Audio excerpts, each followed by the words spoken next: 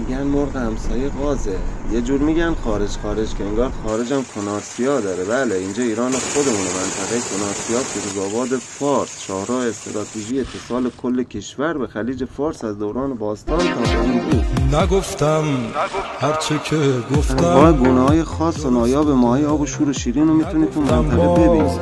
از اول منصرف بوده، نگفتم هرچه که گفتم. و این هم طبیعت بکر و دیدنی منطقه که وجود آبراه‌های طبیعی و زیبایی‌هاش افزوده. بخشی از حیات بخش منطقه رو کپ و تویی سار شاهین در بر میگیره و درخت موز و مرکبات از عجایب منطقه است. راهی شده از پیش من و این منطقه جاییه که طبیعت دست قلم میشه و همسر زیبایی رو خلق میکنه.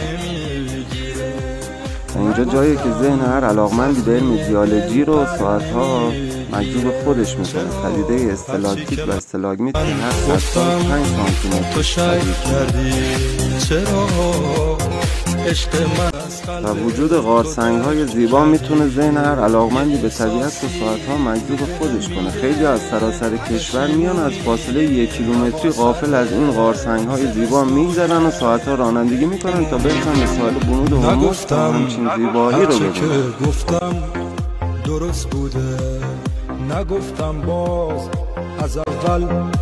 و اما آثار باستانی مهم منطقه، چهارتاق ساسانی از آثار دوره ساسانی و در فهرست آثار ملی به ثبت رسیده و در جنوب غربی فارس واقع شده. حال سوالی که ذهن بنده و هر علاقمندی به تاریخ رو میتونه درگیر خودش کنه اینه که ساسانیان برای ساخت این آثار مهم و حفظ منطقه استراتژی خودشون آب شیرین رو از کجا تهیه میکردن؟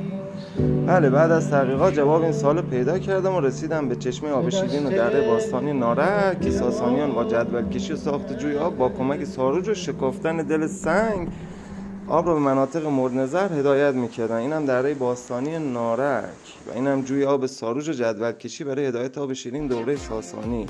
خواستی میدونستی اردشیر بابکان بعد از به قدرت رسیدن و تاجگذاریش در آتشکده فیروزآباد و پایتخت و اسم ایران رو برای کشور اون انتخاب کرد و همچنان باقی است.